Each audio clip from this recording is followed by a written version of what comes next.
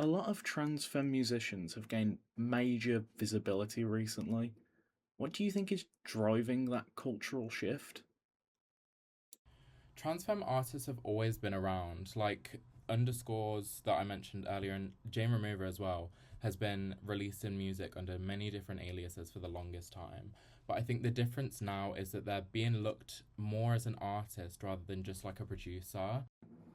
How do you interpret the sort of mainstream appetite for trans femme perspectives in music? Do you think it's progress, trend chasing, or somewhere more in between? I think you'll find trans femme musicians in every corner of every genre that you listen to. Like we have Ethel Kane who is making indie music, and people like Corteza Starr making rap music. Um, I don't think there's an excuse anymore for people to say that trans music isn't digestible because we don't just make electronic music.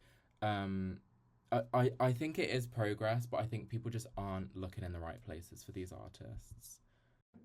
Do you think trans femme musicians are being embraced for their talent, or are they still fighting to be seen beyond their identity? I think a common like theme here is that trans artists are labeled just as that. Like you add the prefix of trans and that's kind of what defines them. But you could also say that about many other minorities and I think that's something that we really need to pay attention to. So anyone that isn't straight, white and cisgendered then they're just automatically labeled as different when you wouldn't do that to someone who is just straight, white, and cisgendered. You know what I mean? How has your experience as a trans woman shaped the way that you navigate the music industry?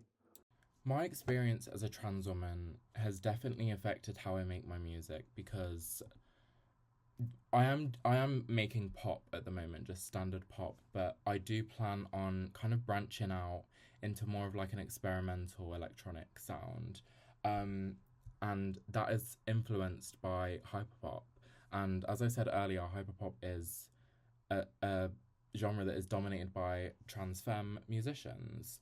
Um, but I also think that it's kind of it is the basis of some things that I write about as well. Not everything, but there is definitely some songs that is about my transition. Um, and yeah. What parts of your gender journey show up most clearly in your work? For me personally, my voice has been something that I'm most conscious about in my personal gender journey. But being a musician has kind of forced me to not only accept it but to like embrace it because if I'm gonna make music I need to be happy with my voice, you know what I mean? What's something about being a trans femme artist that people outside the community most often misunderstand? I don't think people understand that not all of us want to make electronic music. That doesn't speak for me because I love electronic music. But the people that I mentioned earlier, like Ethel Kane and Cortez Star, they're not making electronic music. Cortez Star has some electronic songs, but that's not her primary genre, you know? Even myself, I've got a song called Playground on my mixtape that is like an R&B song that isn't electronic at all. So yeah, I think people don't understand that a lot of trans femme musicians are kind of pushed into this electronic music box when sometimes that's just not what they want to make. That's not the music they enjoy, and it's not what resonates with them. And I think we should just let people make the kind of music they want to make. You know.